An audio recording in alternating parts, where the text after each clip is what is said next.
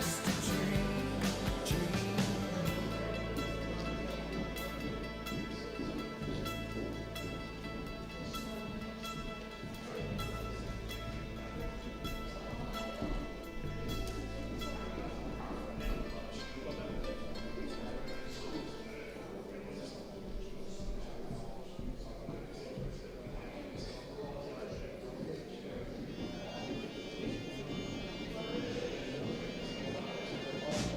I don't want your lonely mansions with a tear in every room. Or you play your cheating game. Silver thread and golden needles cannot mend this heart of mine, and I dare not drown my sorrows in the warm glow of your wine. You can't buy my love with money, 'cause I never was that kind. Silver thread and golden needles cannot mend this heart of mine.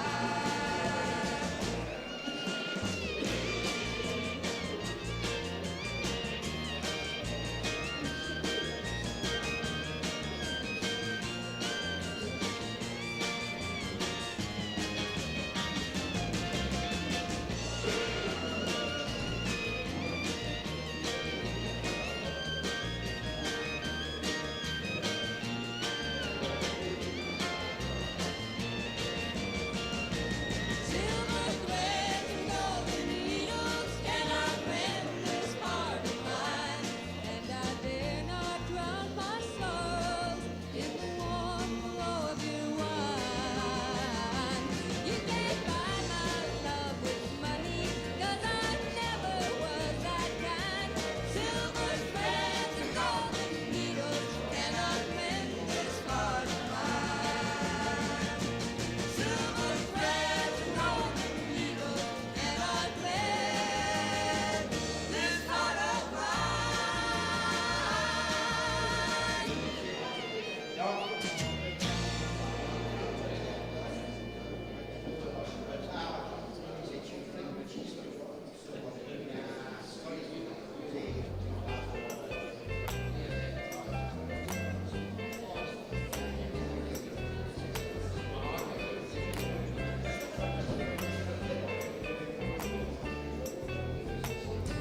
Hey, where did we go? Days when the rains came down in the hollow, playing a new game, laughing and a running, hey, hey, skipping and a jumping in the misty morning fog with our hearts that thumping and you, my brown-eyed girl. You, my brown-eyed girl.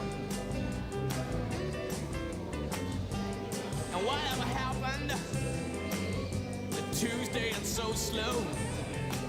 Gone down the old man with a transistor radio, standing in the sunlight laughing, hiding behind a rainbow's wall, slipping and sliding all along the waterfall with you, a brown-eyed girl. And you, my brown-eyed girl. Do you remember when we used to sing sha-la-la-la-la-la-la-la-la-la-la-la-la-la-la, just like that?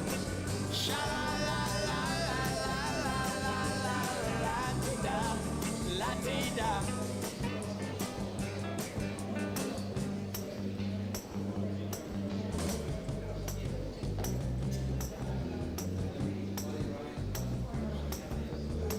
So hard to find my way now that I'm all on my own.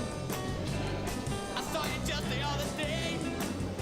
My, you have grown. Cast my memory back there, Lord. Sometimes overcome thinking about making love in the green grass behind the stadium with you, my brown-eyed girl. And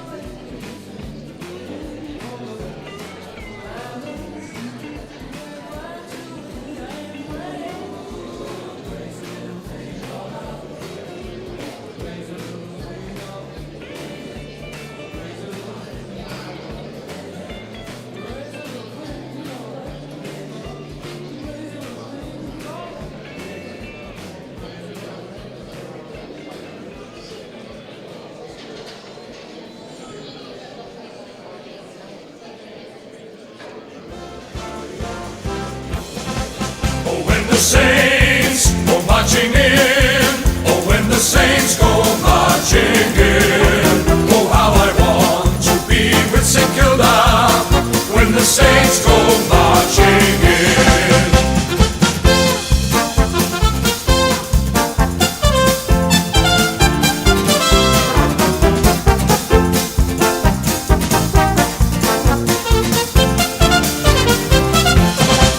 Oh when the saints go marching in, oh when the saints go marching in, oh how I want to be with St. Kilda when the saints go marching in.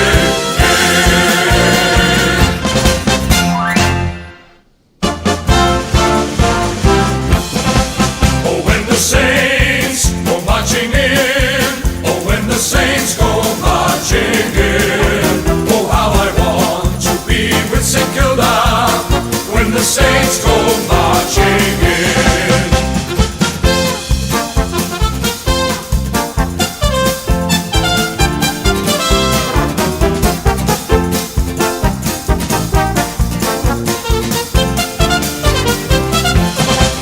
Oh when the saints go marching in, oh when the saints go marching in, oh how I want to be with St. Kilda when the saints go marching in.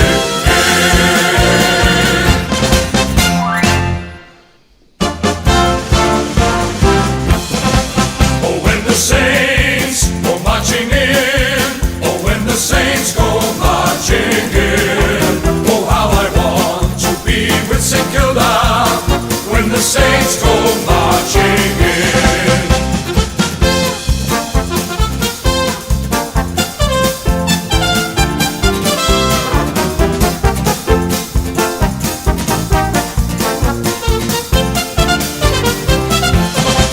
Oh when the saints go marching in, oh when the saints go marching in, oh how I want to be with St. Kilda when the saints go marching in.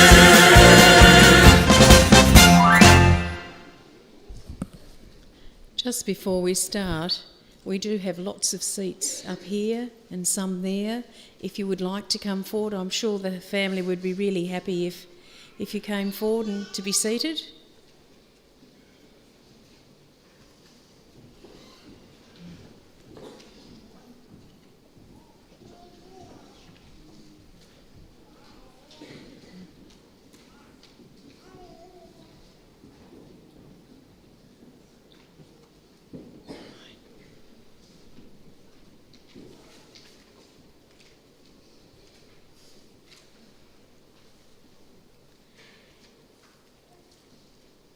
He never looked for praises, he was never one to boast. He just went on quietly working for the ones he loved the most. His dreams were seldom spoken, his wants were very few, and most of the time his worries went unspoken too. He was there, a firm foundation through all our storms of life, a sturdy hand to hold on to in times of stress and strife. A true friend we could turn to when times were good or bad. One of our greatest blessings, the man that we call Dad. I speak of Derek Royce Howard. I know in the time that Derek has been on this earth, he's touched the lives of many people, and he's certainly touched the lives of you who are here today. I warmly welcome you as we gather to honour and indeed celebrate Derek's life. Your presence here today is greatly appreciated. I would also like to welcome and thank those who are joining us by live stream. Welcome. My name is Delma Carpenter, and along with Brendan and his colleagues from Parkside Funerals, we feel very privileged to have been asked to conduct this service for you. And just as a reminder, if you haven't done so already, now is a good time to turn your mobile phones onto silent. Earlier this week, when I met with Derek's family, I asked them how would Derek like to be remembered, and they said they think he would like to be remembered as being comical, hard-working, an honest man whose family meant everything to him. For those of you who knew Derek, you would know that he had a dry sense of humour and was witty with his quick comebacks and often catching you out. Despite his cheeky side and his dad jokes, Derek was kind and generous and would help anyone out if he could. Monique and Luke said their dad was a good role model. He had an incredible work ethic and instilled in them not to be lazy and never do drugs. There's a few laughs there, yes. They said he was the perfectionist, very set in his ways, and was never happy until things had to be done.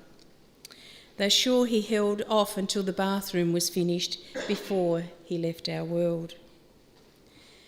Derek knew everyone. He was an outgoing person, enjoyed being with and talking to people. He was a loyal mate to many and the one they could turn to in times of need or just to have a talk. Derek was many things to many people, but most importantly, he was a family man and a proud, loving father of Monique and Luke. He was over the moon when grandchildren Lacey and Archer arrived. They were his world. He loved spending time with them, and when they were around him, Poppy, well, he was a kid again. They made him feel young. Being one of 11 children, Derek was very close to his mum Dawn and his siblings. He regularly had long phone calls with his brother Ivan. His sister Andrea lovingly cared and supported Derek during the last few weeks of his life. Derek looked forward to his family, the Howard family get-togethers, and these were rather noisy occasions with lots of fun, jokes and laughter. Derek sadly left our world on Wednesday the 21st of December 2022, and since that day I'm sure you've all spent moments thinking about him and reflecting on your memories. Today we acknowledge and share the deep feelings of loss and grief that are present for Derek's passing. We hold him in our hearts and dear in our memories. We are grateful that he lived and walked in our world. And although there is sadness in our hearts at losing him, we can feel happy for the moments that brought us joy, made us laugh or smile. I'd like to invite Derek's brother Ivan to come forward, and along with Peter Conlon, they're going to present eulogy, but I think Ivan's going to come forward for... I'm getting tongue-tied here, Ivan. First.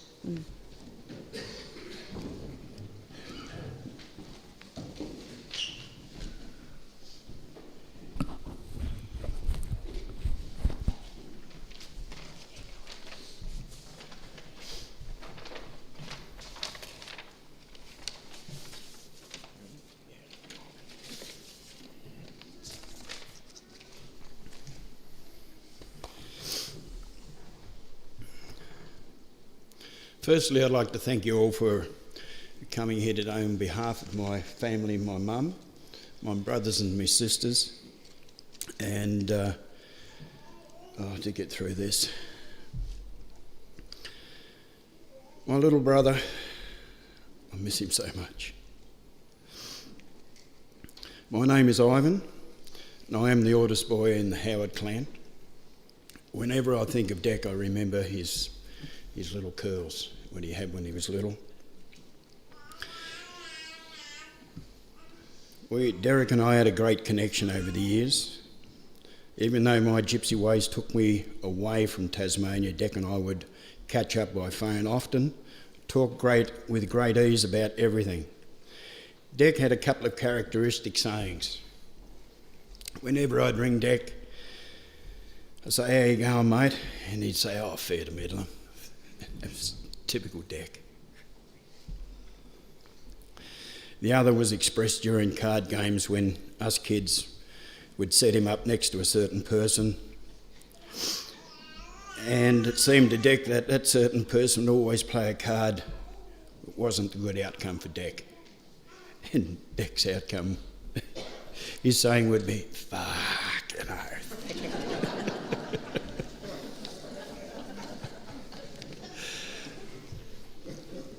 As kids, we'd be teasing him that he was a golden-haired child. As I look back and remember the life we had, some special moments linger in my memory.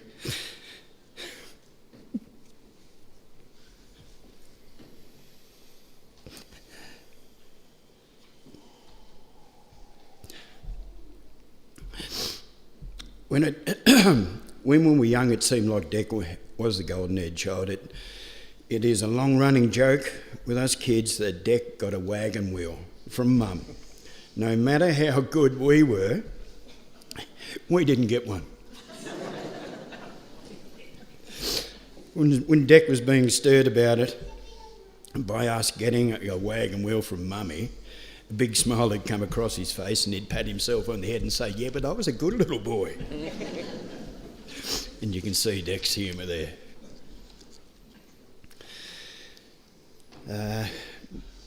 Also, there's a time when I came home from Sydney and I was a cocktail barman in Sydney, and I made the family a few cocktails. And I remember one night we made cocktails and Mum said, "Ivan, Derek can't have that drink. He's got to go to work the next morning." So she scruffed the cocktail and sculled it herself.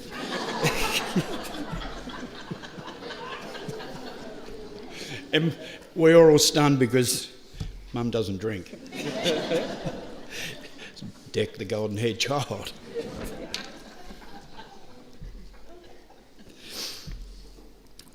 As kids, Dec and we worked together on many projects.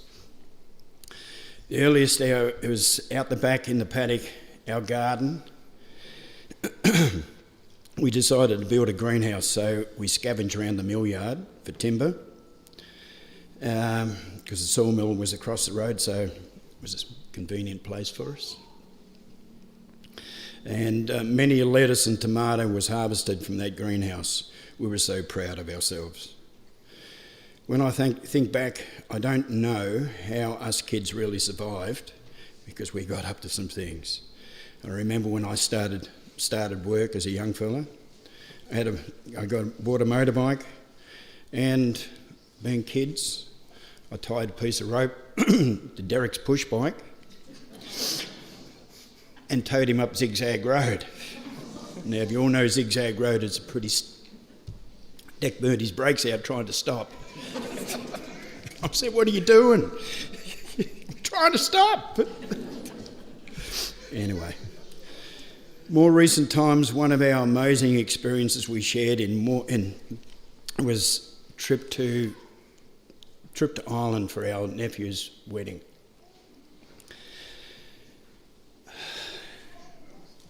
So Dec and I decided to combine going to the wedding with extend the trip and go to Dubai, and also add in a trip around the UK as a bus trip.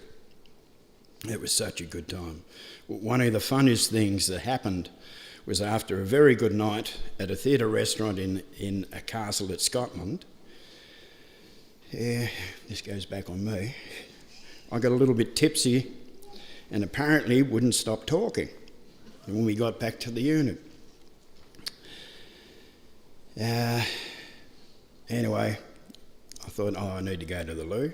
So I went out, got up, walked out the door, and I can just come straight out of my head with this. So I got up, walked out the door, closed the door, and all of a sudden I was in the hallway in my jocks.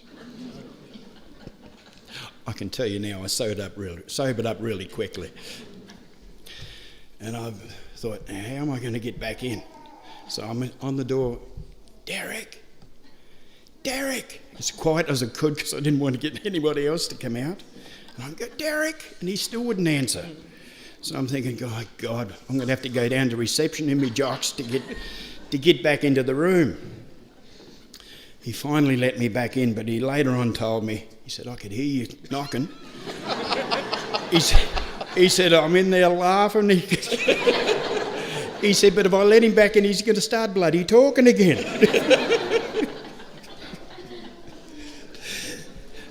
that was my brother Dick.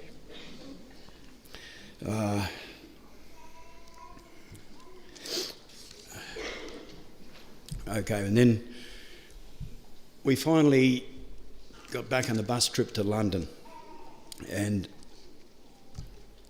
who knows Dick will know this, you'll see him. We got back to London, they took us to Buckingham Palace, and when the bus arrived there, it was pouring down rain, and I didn't have a really good raincoat. Dick did, he had a Japara, so he had fully covered, and I said, Dick, can you take my camera and take a few shots of Buckingham Palace for me? He said, yeah, of course I can. Anyway, he did. About half the people stayed on the bus. And he got back and he handed me the camera and we sat down talking. He said, how'd it go? He said, yeah, good. And I turned the camera on, opened it up, and this is the photo of Buckingham Palace I got.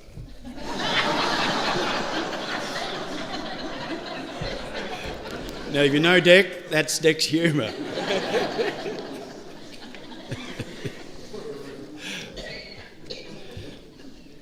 So loved that boy.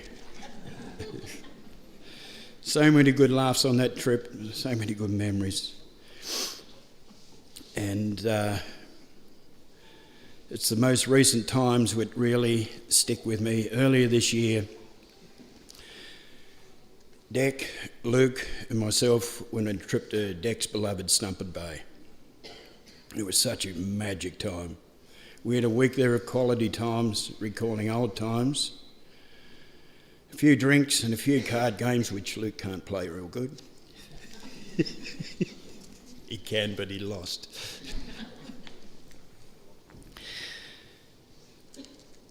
And it was such a great week. And to complete the year, in October, we came home for our sister's play. And Del and myself spent 2 weeks at Dick's place, helping Dick around the house and playing board games, enjoying some one-on-one time and talking about life. It was such a good time. I just finish up with, oh Dick, even though you were my little brother, you spent more time kicking my ass than I did yours. You were a stable, grounded thinker, a loyal, caring and decent human being.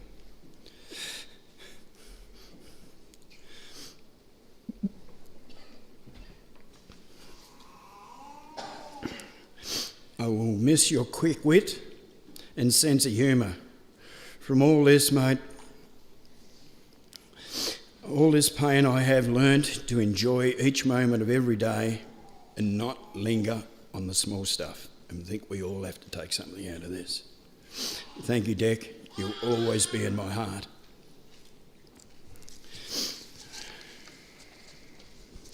Thank you.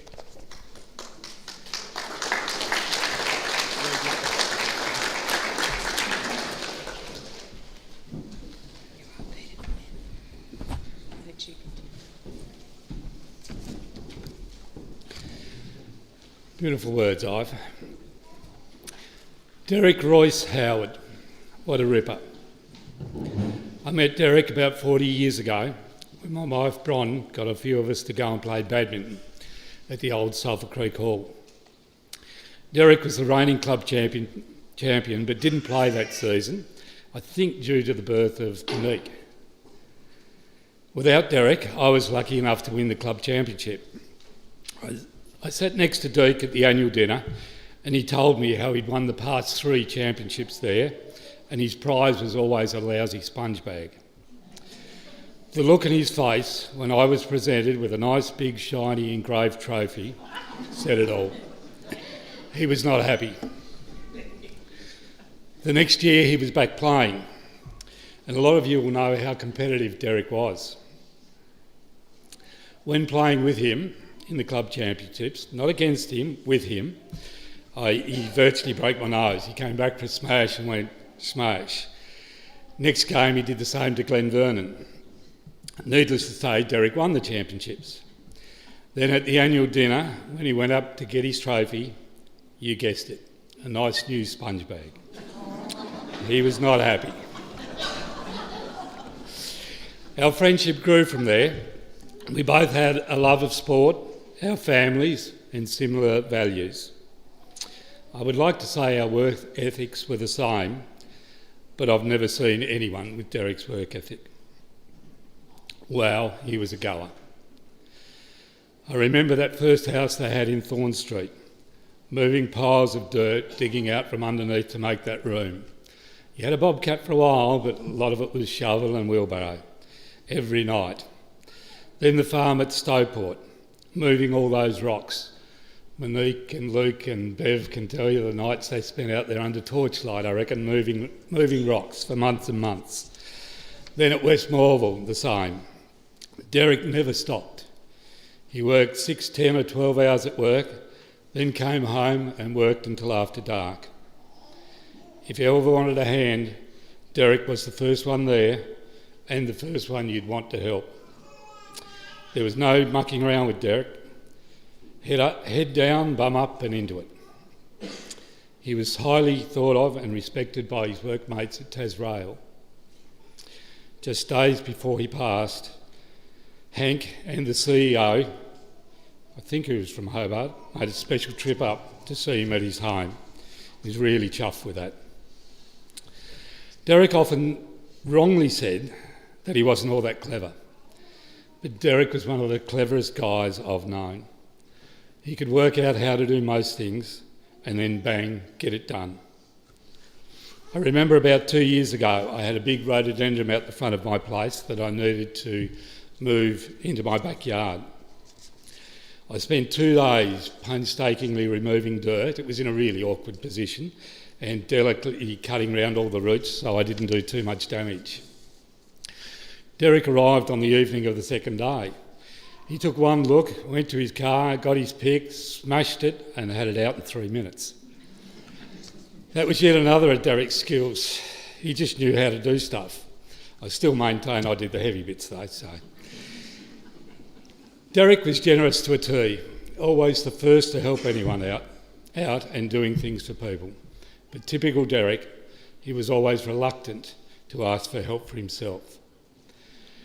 Whether it was a chainsaw at Zach's shack, cleaning the block at Monique's, concreting at Luke's, gardening at Coles, rotary hoeing at Brady's, or pole sawing at home, Derek was always helping. In the last 6 months of his life, even though his health was failing, he was still working too hard, mainly at home, chopping up trees and gardening when we all encouraged him to rest. But that was just not Derek's way. Derek loved to trip, whether it be local, mainland or overseas. He loved to travel and explore.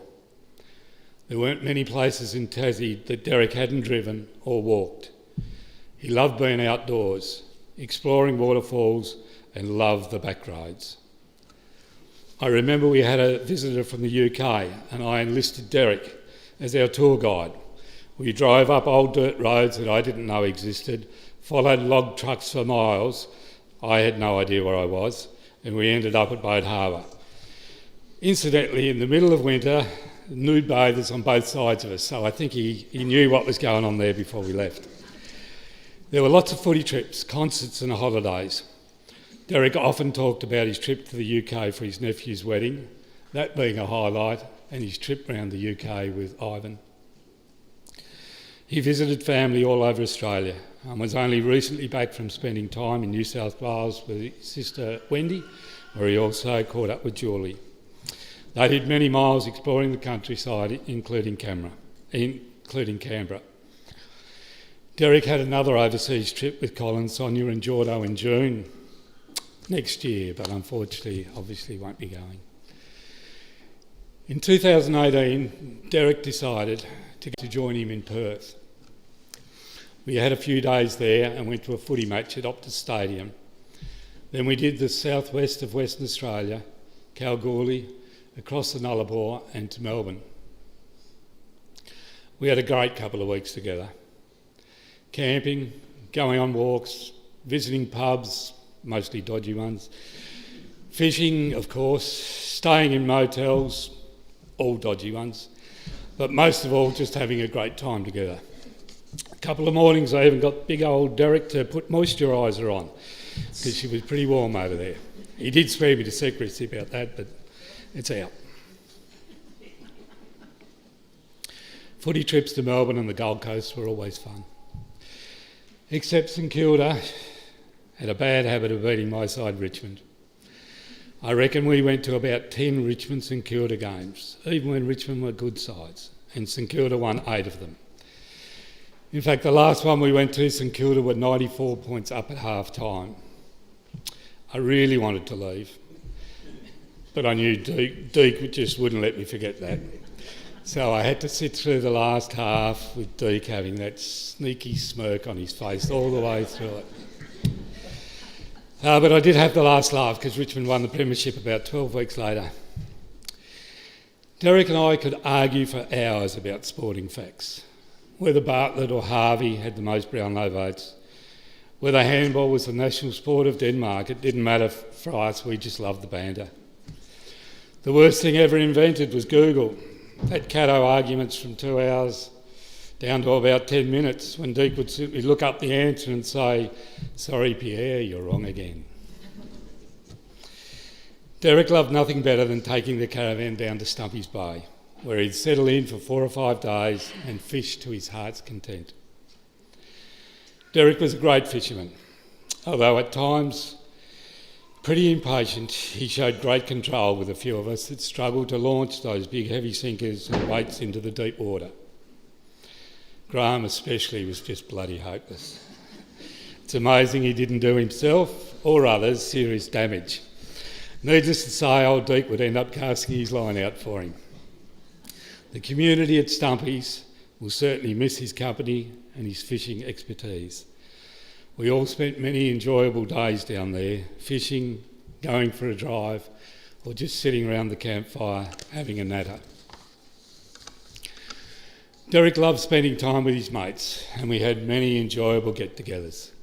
The last few years, our morning walks with Hazzy, Cole, Derek, myself, followed by coffee, have been great fun and relaxing times. Derek usually stirred the pot to fire the rest of us up. He was a master of lighting the fire that got others arguing, then he'd just walk along with that big smirk on his face. Derek's one-liners were legendary. He was quick-witted and always ready with a dumb dad joke. He and Bron would sit there laughing away while I just shook my head. He was also always keen to catch up on the local gossip too, but he was adamant that they were just exchanging information. Derek lost his great mate Yanni just on 10 years ago, and I know they'd be up there now enjoying a VB and a Foster's together.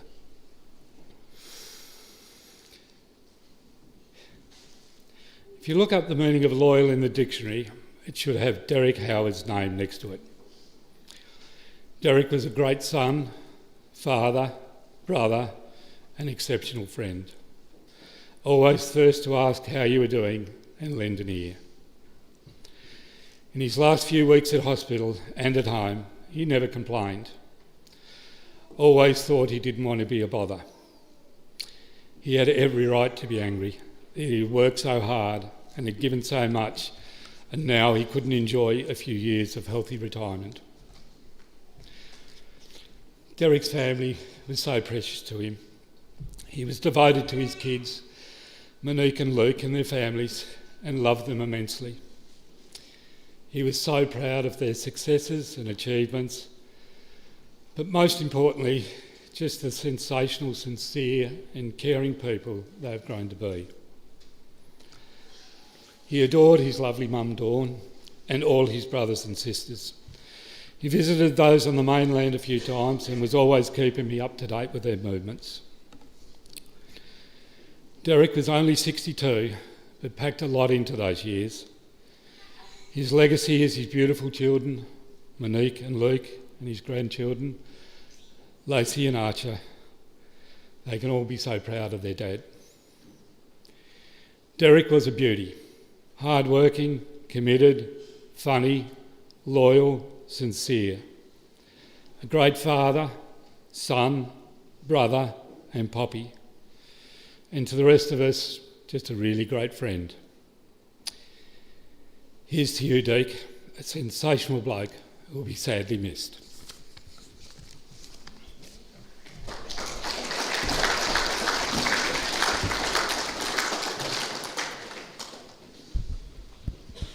Thank you, Peter, and thank you, Ivan. I'd now like to invite Monique and Luke to come forward, and they're going to share some memories of their dad with us.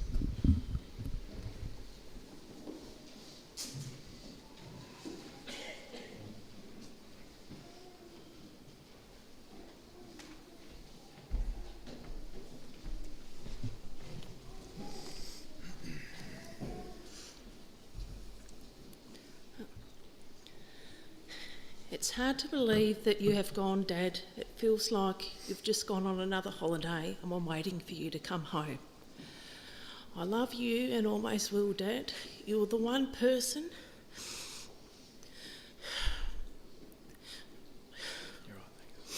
who I could always look up to and sought guidance from. And to me, you were the perfect person and the most loving dad. I feel really lucky to have been your daughter, because I always felt so loved and supported by you no matter what. And not only did you teach us about integrity of character, but you were fun, and you would always take us on adventures and holidays and teach us how to laugh at ourselves. And you always gave us first-class teachings in dad jokes. It was so beautiful to see you become a Poppy, and I saw a new happiness and a new joy grow out of you in sharing your love with Lacey and Archer, and I knew that you were going to be the most wonderful Poppy, and I had looked forward to all the adventures you would have with them, just as you did as a dad to Luke and I. I loved seeing how you adored Lacey and regarded Archer as Poppy's little mate, and Lacey and Archer absolutely loved you, and we'll try to go on and live like you would have wanted us to. I miss you immensely and will always love you.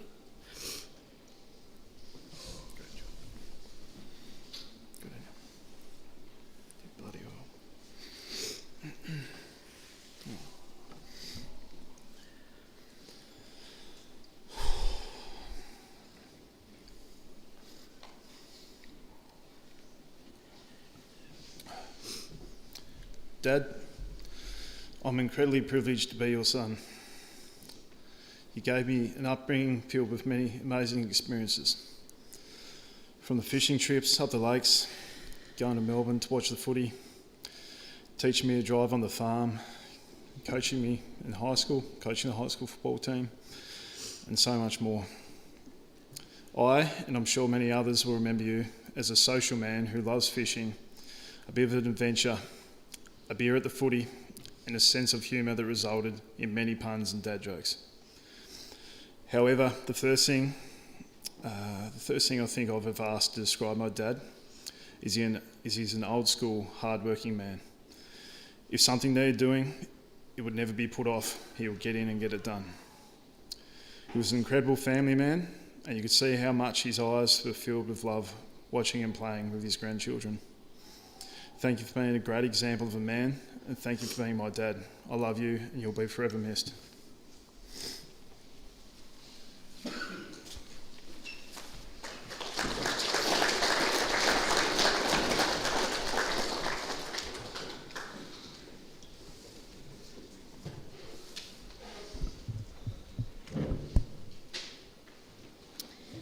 Lovely tributes to your dad, Monique and Luke.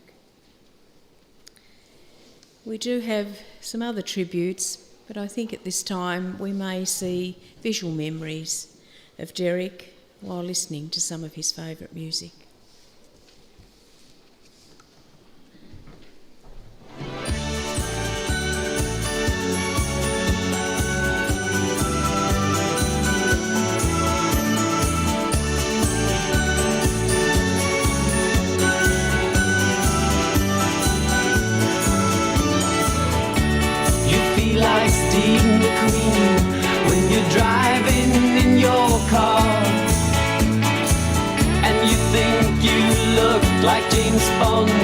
smoking your cigar.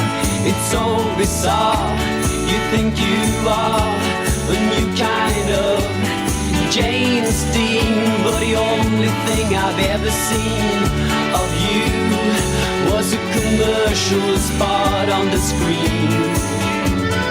Movie star, oh movie star, you think you are a movie star, oh movie star, you think you are a movie star.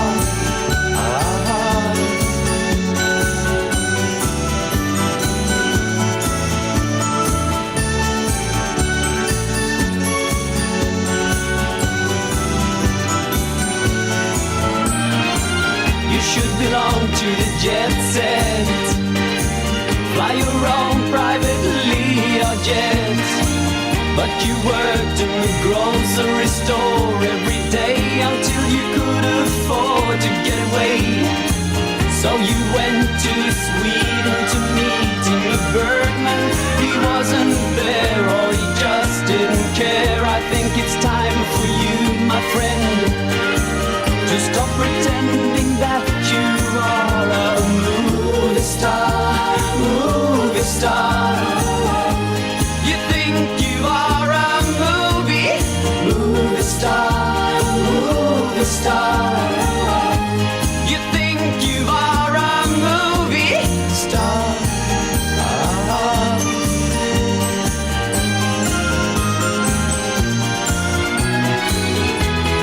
Frozen hero, your words are zero. Your dreams have vanished into dark long ago, but you don't want to know. Movie star, movie star.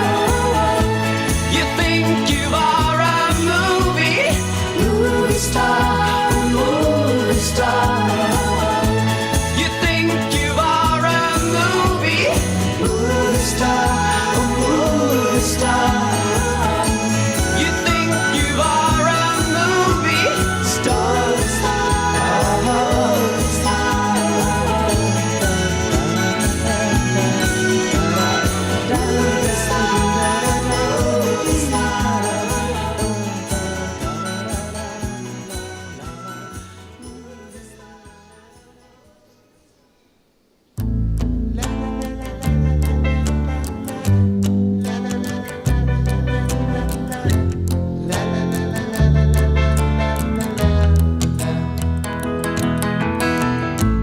Now that I've lost everything to you, you say you wanna start something new, and it's breaking my heart you're leaving.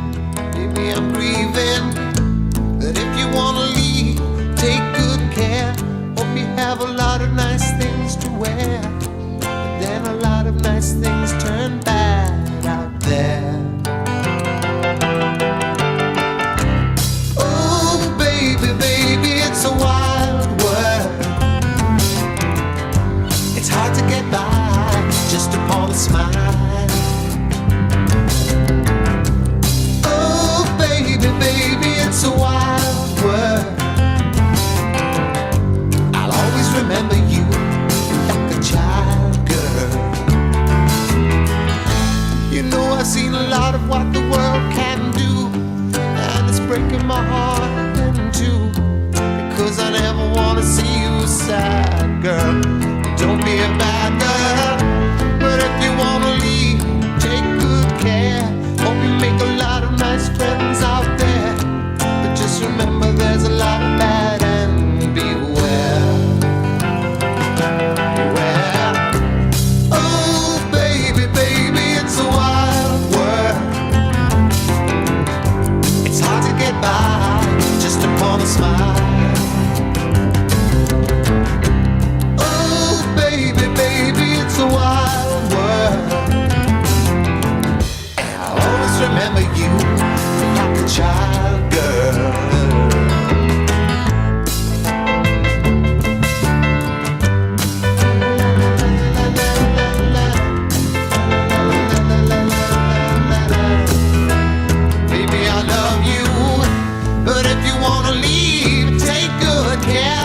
hope you make a lot of nice friends out there, but just remember there's a lot of bad and beware.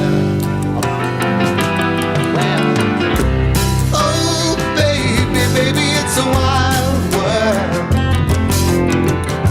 It's hard to get by just upon a smile. Oh baby, baby, it's a wild world. I'll always remember you like a child girl. Oh baby, baby, it's a wild world, and it's hard to get by just upon a smile. Oh baby, baby, it's a wild world, and I'll always remember you like a child girl.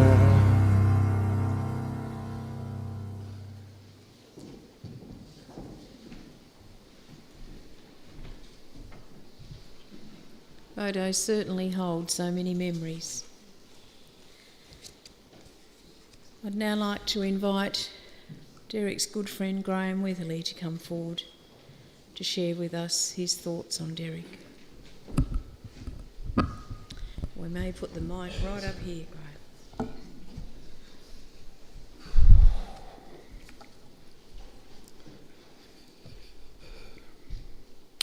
I first met Derek in 2010 at the Burnie Tennis Club. Our friendship quickly developed, and within 6 months he was a close and trusted mate of my wife Jan and I. In early 2012 we both found ourselves lost. He separated, I widowed, and for a time we leaned heavily on each other for comfort and support, and he never let me down. Over the years, Derek and I have had good fun and adventurous times. I'd like to share a few with you. In 2013, Derek joined me on the final Ballarat to Shepparton legs of our Tour to Fight Back charity bike ride, which was typical Derek. Thoughtful, encouraging, life-loving. Arriving in Bendigo for the night, 2 younger support crew members and some thirsty riders took Derek over to the local for a few beers. Hour and a half or so later, I spot him wobbling back over the oval towards the club rooms we were staying in. Diggy says, "Those buggers can drink. A 6-pot shout, and could they put them down? I seem to be always sculling."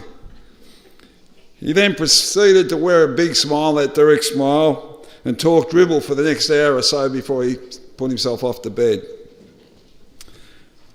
2, our choice when single, after being rid for plays of affection when out and about, to selectively masquerade as a gay couple. Hugs, kisses on the forehead, playful tickles and suggestive amorous comments between us did create quite a few laughs, and in some circles some eyebrow raising. Derek and I revelled in the theatre of it. 3, trips together in Tassie and on the mainland. Derek was a great travelling companion.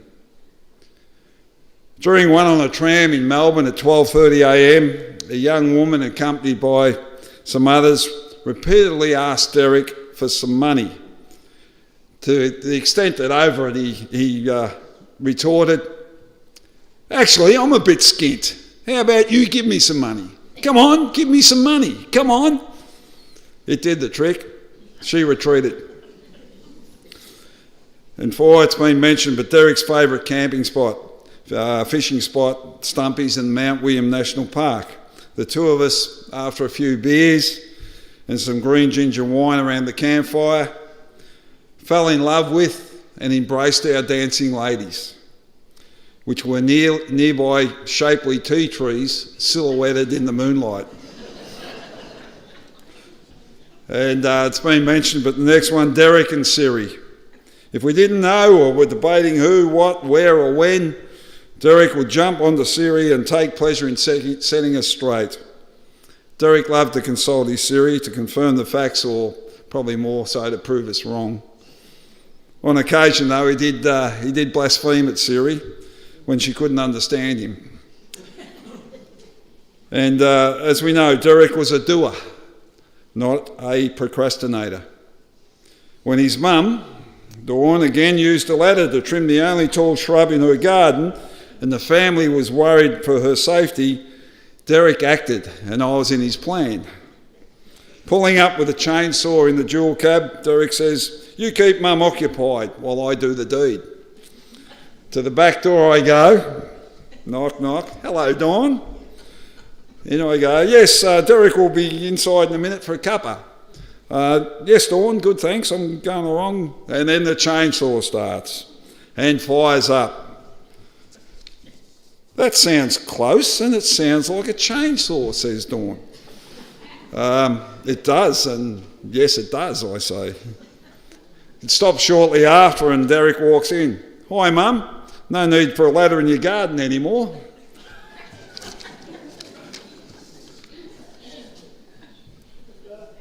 For what Deke did for me, and through his manner and approach with them, Derek became highly respected and admired by all of my family and many of my Victorian friends. I met Julie in 2014, and she says one of the best things about teaming up with me was meeting and becoming a close friend of Derek's. Many, like me, have been enriched by Derek's genuine, happy, giving and caring nature. A loyal, protective, hard-working, fun-loving, respectful, honest, generous, fair-minded, courageous, ripper bloke. Through the life he led, Derek leaves a legacy to all who knew him of positivity, strong moral fibre and wonderful memories to uplift and inspire, to cherish. Deke, you'll always be with me, us, here and here. Love you, Digger.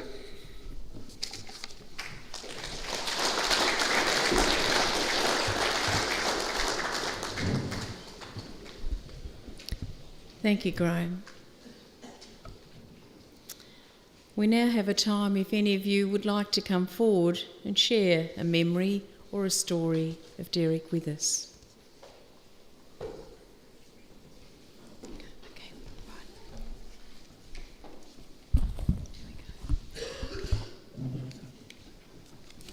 Sorry, I thought I was going to be all right, but those that come before me made it a bit sad, and that music college didn't help either.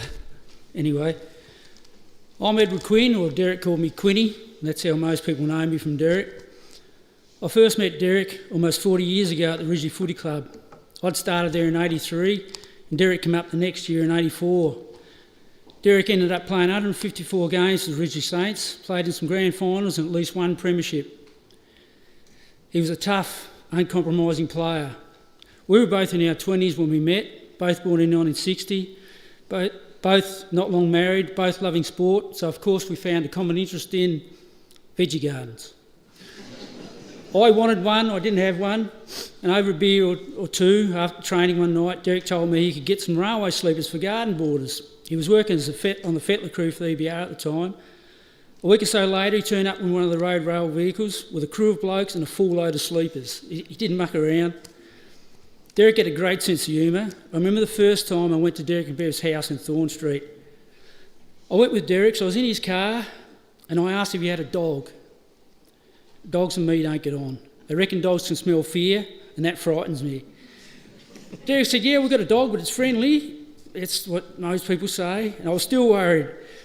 As we pulled into the driveway, I asked Derek what the name was. I thought this will get the dog on my side. Derek looked at me and he said, "The dog's name's Tripod." I walked down the lane and I thought, that's a funny name for a dog, but I'll be brave. And I started calling, Tripod, Tripod. I'm sure all the neighbours heard me. I saw a dog peeking around the corner of the house and my fear intensified. I started slapping my thighs, Tripod, Tripod. This happy dog come bounce around the corner and it only had 3 legs. And I turned and looked back at Derek and he was almost in tears. He bloody got me. He moved up the road to West Morville Road and had a bit of a property upgrade and a house upgrade, and he got an upgraded dog too because this one had 4 legs. And Derek was telling me one day, I said, how's your dog going? He said, the dog, well, it's been playing up a bit. It's gone run round down to the neighbours and stirring up the chickens. And the neighbour came over and the neighbour said to me, he said, Derek, he said, if that dog hurts or kills one of my chickens, I'm going to shoot it. I thought, Jesus, this bloke doesn't know who he's mucking around with. Derek's going to smack him in the mouth. I was thinking, I was going through this and I forgot. I said to Derek, what did you say? He said, don't worry, mate, I did the same thing. I thought, Jesus, that's tough. Tough and fair, Derek was. Until things didn't go quite his way. He had a bit of a temper. I've been told it's a Howard thing. We went into the footy change rooms one day. Derek had played in a DFA representative game the week before. He'd played on the ball and he'd played well. We walk in, I'm walking next to him, he looks at the board, I put my bag down, he's still looking at the board. So, aren't you getting changed? No, fucking wrong. I said, what's the matter? He's clutching. I said, what's the matter? He said, I played on the ball for the DFA last week and now I'm in the back pocket. I said, she's right, mate, just get changed. He's clutching the bag, cuts the bag. I didn't know what to do. Anyway, he strolls off over to the coaches next to the board. I have no idea what they said, but the coach gets his hand up, rubs Derek off the back pocket, puts him on the ball. Derek walked back over to me and I just looked. I'm very impressive, Derek. I thought I didn't say anything. We had a lot of fishing trips and there was always drama. There was always something. I got the oar stuck in the water, the bung wasn't in the boat, the keys were locked in the car. This trip that I'm going to tell you about went wrong before we even left Burnie. We're in the car with Luke, and Luke was only a little bloke, and we're driving along in front of the pulp, and Luke says, Dad, what, mate? The trailer's on fire. No, mate. The trailer wouldn't be on fire, mate. Dad, what, mate? The trailer's on fire. He pulled over the side of the road, something had broken on the trailer, and the garter dropped onto the tyre and there was smoke pissing off. I thought, he's going to spit it. No, he said, we'll take it. It was Yanni Jensen's boat and trailer. So we took it out to Yanni's Metalworks and someone fixed it. We're on our way. I thought, good, this is okay now. We got to the lake, nothing went wrong. We got in the boat. We're going round to fish off the bottom. And Luke says, Dad, yeah, mate, can I throw a lure out while we go around the corner? Dad said, yeah, mate, but just make sure you put a swivel or an anti-king on so you don't get a tangle. Yeah, Dad. And Luke throws a line out and we putt. It was a beautiful day. I thought, this is perfect, you know. Dad, yeah, mate, I've got a bit of a tangle. It started winding it in. It hadn't been in 5 minutes. You're all right, mate, we'll fix it. He said, no, Dad, I've got a bit of a tangle. Derek turned her out. Luke had been winding in and had gone, like, there was a knot as big as your fist on the reel between the reel and the eye. Derek, he said, fucking over. He said, get that fucking gear and chuck it in the fucking lake. I said, hang on here a minute, Derek, some of that gear's mine. There's nothing wrong with my gear. And he calmed down. He was fine. He calmed down that time. This time he didn't. We went to a cricket match in Devonport about 25 years ago. We were standing under the grandstand to get in the shade, and something came out of the crowd and bounced off Derek's shoulder and fell onto the ground. And he looked down and it was a chicken bone. He could have just kicked me deep in. He bent over, he picked it up and he turned around. I thought, Jesus, hope nobody looks guilty. He stood there. We stood there for 2 hours. He had that chicken bone clutched in his hand. Every 10 minutes he turned around and looked in the crowd. I thought, I hope no one's got a KFC box or a packet or bag. Anything that looked like it had chicken in it, because you would be going out. When we went to go home, I took the chicken bone off him, and I kept it for about 4 or 5 years. I was going to bring it up at some occasion, but it was enough just to mention it to him. We went on a trip to New Zealand in 2001, And we were held at a camper van and was going around the South Island. And the first day we thought, stuff it, we'll go over to Wellington. We got on the ferry, went over to Wellington. But what are we going to do? The people talked about Google and Siri before. We didn't have that, and we didn't really know much about New Zealand. We just went there on a holiday. Well, I know what we'll do. We'll go to the museum. So we went to the museum, and I was doing little tours, and we joined up this tour. We had the headphones on, and the girl was very nice and sweet and very friendly and talking in the cute New Zealand accent. We walked around, and then it was fine until she started, I've got nothing against Maoris. She started using Maori words, and they sound a lot like swear words. She said it once, she said to whakapapa. And Derek and I were looking at each other like little kids sniggering. And it's not our fault, but a minute later, she said it again, but added another word which made it even funnier. So we're standing there like 6-year-olds laughing, and the New Zealand sweetness went straight out of her. We had to behave ourselves to get through the tour without getting ejected. And then we ended up going to a pub that day. It was great. We thought it was an Irish pub. It's St Patrick's Day. We're in New Zealand. We went to the pub. It was full of Russians. You wouldn't think it happened. 2 hours later, there we were drunk. 3 Australian blokes. My brother was there. 3 Australian blokes in an Irish pub on St Patrick's Day in New Zealand, Cossack dancing all around the floor. And just one more quick story about the New Zealand trip. We lost my brother. We didn't leave him. He went home down in Queenstown, and Derek and I continued on our way up. And we stayed in Timaru. I think it's our second last night, and we went out into the town. We was having a few drinks, and there was a group of people that had come in for a cattle sale, and they were all big farmers. And one of them was about 18 or 19. And we got on well with all of them, but this 18 and 19-year-old was hanging around, and he started saying how he wasn't really interested in farming. He wanted to be a rugby player, and he just kept going and going and going. I thought, hang on a minute, I can brag too. I said, this bloke here, this Derek Howard, he is undefeated in Australia in Indian arm wrestling. And Derek standing behind me, shaking his head, which often when we went out and had beers, that's usually what happened. I said, and in my defence, I'd seen Derek Indian arm wrestling in Burnie in my house, in Burnie in his house, in pubs in Burnie, and Burnie's in Australia when I last looked, so I stuck to my guns. Derek refused the Indian arm wrestle with him, and I don't know whether it was 14 or 15 beers later, or the fact that this young bloke had been bragging that much that Derek finally admitted to having, said he'd have an Indian arm wrestle with him. It was the best out of 3. Derek beat him 2 times first up, and I wasn't one bit smug about it. I just said to the young bloke, and now he's undefeated in 2 countries.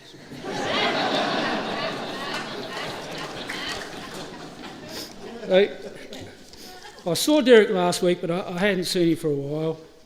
So I moved to Queensland in 2007. I haven't seen him a lot, but we keep in touch. About 7 months ago, Derek rang me. He'd seen something I'd posted on Facebook and it had resonated with him. And after talking for a while, Derek mentioned that his health hasn't been good and he was having trouble with his kidneys. And we were talking about that, and then Derek said, no, it's not about me anyway. I want to see how you were going. And that's what he was like. He said we should have another trip to Stumpy's Bay.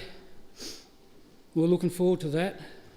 You go through life thinking there'll always be another catch-up, and always another trip to the cricket, always another fishing trip. You just can't take anything for granted.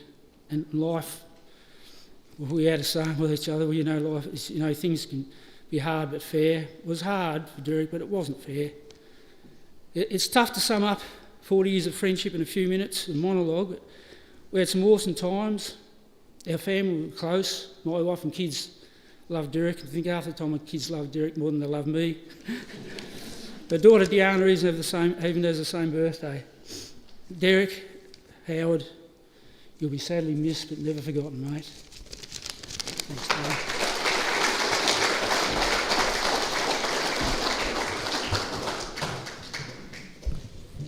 Thank you, Quinny. I'm not sure what your first name is, but all the family told me you were Quinny. Yes. Would anybody else like to come forward to share with us? Yes. Andrea. Hi, I am Andrea, Derek's sister. And this is tough. We've always known that we've had a really close family, but with Derek passing, I just know just how close we are, and we're very, very lucky. We're very blessed. And in the last 5 years, because I moved back to Tassie, my husband, would be away at work for a month and Derek was alone, so him and I hooked up a fair bit and went out different things and got to have a extra special time, so I'm glad that I got this last 5 years with him. And in the last couple of weeks, I was alone with him at home till everyone could get home. And so I said to him, when you pass, I'd like to read a poem out. So I went through a few and I said, this is one that resonates with me, would you like it? And he goes, yes, I'd like that. So I'm going to read a poem that I read to him. So in memory of a special brother. Today is full of memories of a brother laid to rest, and every single one of them is filled with happiness. For you was someone special, always such a joy to know, and when there was so much pain, when it was time to let you go. That's why this special message is sent to heaven above, for the angels to take care of you and give you all our love. And then while I was reading that, I've come across another one and I showed it to him. He goes, yeah, I'd like it if you'd read this for me. So this is from Derek to all of you. As I sit in heaven. As I sit in heaven and watch you every day, I tried to let you know with signs I never went away. I hear you when you're laughing and watch you as you sleep. I even place my arms around you to calm you as you weep. I see you wish the days away, begging to have me home. So I try to send you signs so you know that you're not alone. Don't feel guilty that you have life that was denied to me. Heaven is truly beautiful, just you wait and see. So live your life, laugh again, enjoy yourself, be free. Then I know with every breath you take, you'll be taking one for me.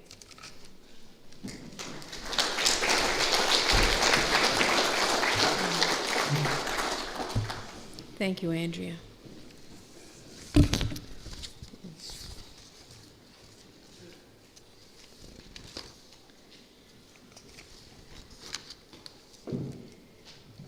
Today we've had the opportunity of hearing about Derek's life, yet each person here no doubt would have their own stories and memories to tell. So that's why getting together after the service is so important. So with this in mind, the family warmly invite you to join them here at Parkside and then later at the Burnie Tennis Club at 5 p.m? After 5 p.m. at the Burnie Tennis Club.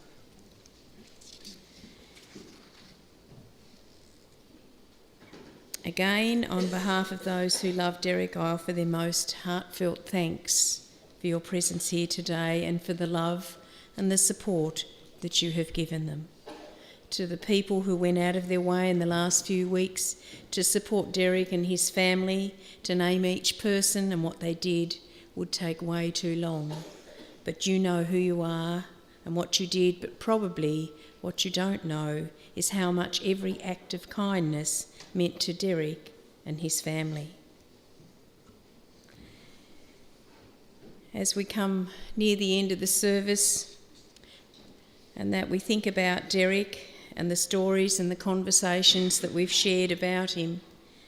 He has lived and his living has touched us in all different ways. May you remember Derek for the good things that he did and the times that you shared with him, and for the man that he was. We pay tribute and give thanks to Derek's life.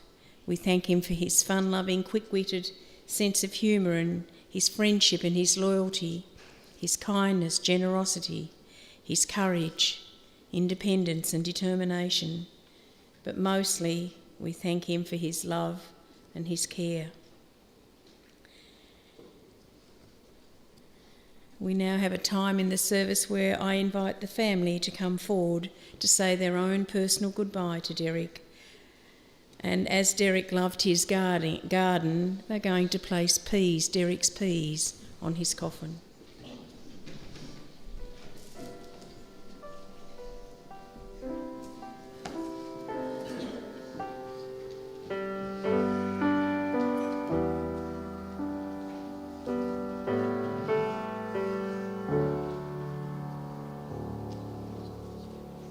Desperado, why don't you come to your senses? You've been out riding fences for so long now.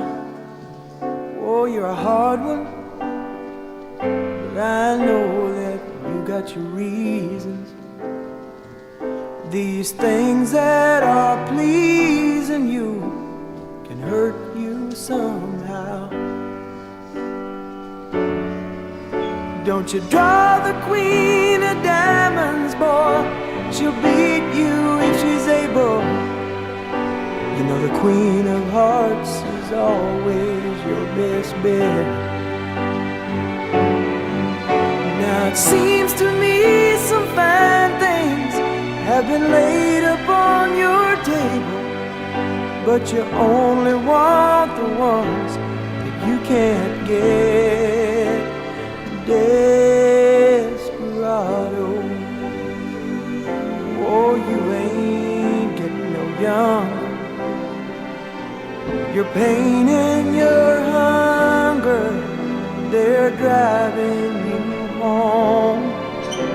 And freedom, oh freedom, well that's just some people talking. Your prison is walking through this world all alone. Don't your feet get cold in the wintertime? The sky won't snow and the sun won't shine. It's hard to tell the nighttime from the day. You're losing all your highs and lows. Ain't it funny how the feeling goes away?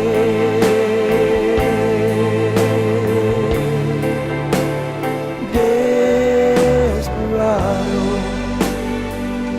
why don't you come to your senses? Come down from your fences. Open the gate. It may be raining, but there's a rainbow above you.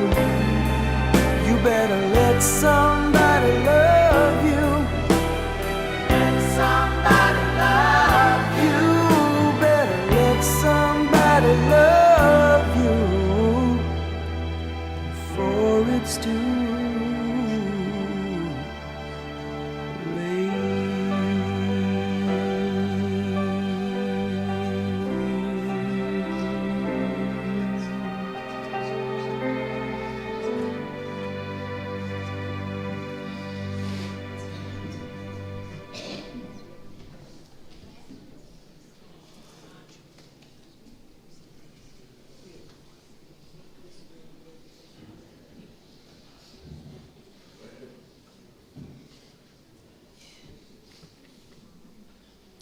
Could we please be seated?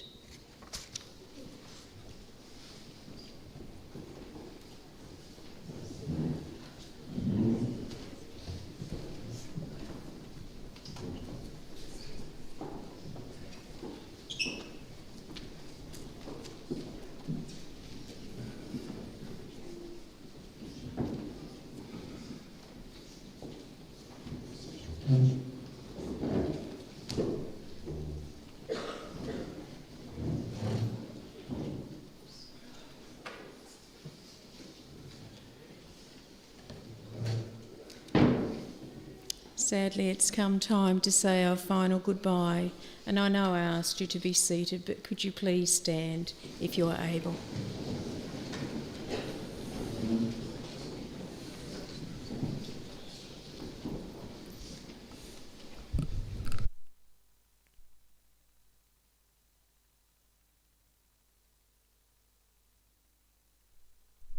We commit the body of Derek Royce Howard to the purifying elements and ultimately to Mother Earth, from which all things come and to which all things in life return. We take comfort in knowing that he goes to be with loved ones that have gone before him. If we could reach up and hold a star for every time he's made us smile, the entire sky would be in the palm of our hands. May you go on your journey, Derek, with great love and respect. We bid you farewell. As we leave here today, may you find strength and support in your love for one another, remembering that things end, but memories last forever.